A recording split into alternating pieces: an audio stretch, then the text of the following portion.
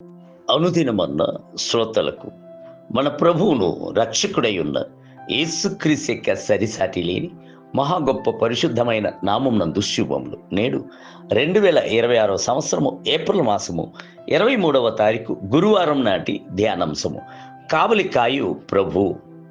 యెషయా గ్రంథం 52వ అధ్యాయము 12వ వచనమందు యెహోవా మీ ముందర నడుచును, ఇశ్రాయేలు దేవుడు మీ సైన్యపు వెనుకటి భాగమును కావలి కాయును.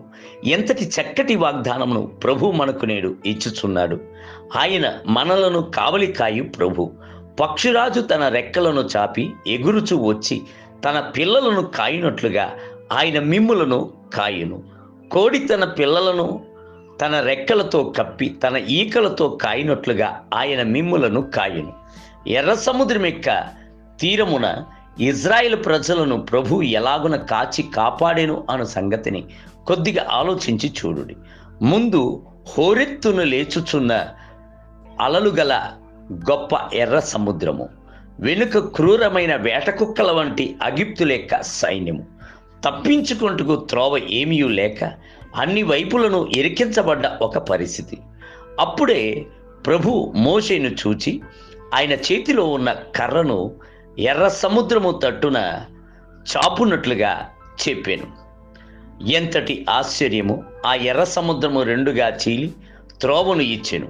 ఇజ్రాయేల్ ప్రజలు ఆరిన నేలపై నడుచున్నట్లుగా సంతోషముగా నడిచి వెళ్ళుటకు ప్రారంభించిరి. అయితే వెనుకకు చూచినప్పుడు అగిప్తు లెక్క రథములు, గుర్రములు, సేనలు తమ్మును తరుముచు వచ్చుచున్న సంగతిని చూచిరి. ఇప్పుడు ఏమి చేయుట? ఇప్పుడు ఇరువైపులను సముద్రము, తప్పించుకుని పోవుటకు చోటు లేదు. అయితే అట్టి పరిస్థితుల యందును ప్రభువు వారిని కాయుటకు శక్తి గలవాడై ఉండెను. అప్పటి వరకు ఇజ్రాయేలుకు ముందుగా వెళ్ళిన దేవదూత ఇప్పుడు వారికి వెనుకకు వెళ్ళి నడిచెను. ఇంతవరకు ముందు వెళ్ళిన మేఘస్తంభము వారికి భద్రతను ఇచ్చుటకే వెనక భాగమునకు వచ్చెను.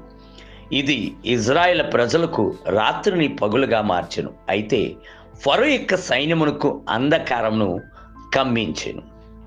ఇజ్రాయేల్ ప్రజలను ప్రభువు ముందును వెనుకను ఉండి కావలి కాసెను. దేవదూత కూడాను మేఘస్తంభములను కావలిగా వచ్చిరి. అట్టి ప్రియమైన ప్రభువు నేడును మారలేదు. ఆయన మీ యొక్క తండ్రి కదా, మీరు ఆయన యొక్క పిల్లలు కదా, మిమ్ములను కూడాను ఆ రీతిగా కాయును.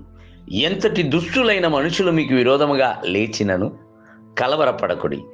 ఎంతమంది మీ యొక్క కుటుంబమును నాశము చేయవలని కుతంత్రము పన్నినను సొమ్మసిల్లిపోకుడి. తండ్రి తన యొక్క పిల్లలను కాయునట్లుగా ప్రభువు మిమ్ములను కాయును. తల్లి ఆదరించినట్లుగా ఆయన మిమ్ములను ఆదరించును. సమస్యలను, పోరాటములు వచ్చుచున్నప్పుడు 121వ కీర్తనను తీసి ప్రార్థనతో చదువుడి. అందులో ఎంతటి చక్కటి వాగ్దానమును ప్రభు మనకి ఇచ్చి ఉన్నాడు. కీర్తనకారుడు సెలవిచ్చుచున్నాడు, యెహోవాయే నిన్ను కాపాడువాడు, నీ కుడి ప్రక్కను యెహోవా నీకు నీడగా ఉండును. పగలు ఎండ దెబ్బైనను నీకు తగలదు, రాత్రి వెన్నెల దెబ్బైనను నీకు తగలదు. ఏ అపాయం రాకుండా యెహోవా నిన్ను కాపాడును, ఆయన నీ ప్రాణమును కాపాడును.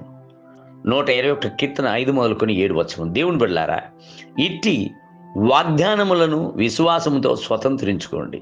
నేటి ధ్యానమునకై దేవుడు మనకు ఆశ్రయమును, దుర్గమునై ఉన్నాడు. ఆపత్కాలంలో ఆయన నమ్ముకొనదగిన సహాయకుడు. 46 కీర్తన 1 వచనం. నేటి వేద పఠనము ఉదయం 2వ సమూయేలు గ్రంథము 16, 17 మరియు 18 అధ్యాయములు. సాయంత్రం లూకా సువార్త 17వ అధ్యాయము 20 మొదలుకొని 37 వచనములు. ప్రభు మిమ్ములను దీవించునుగాక. ఆమేన్.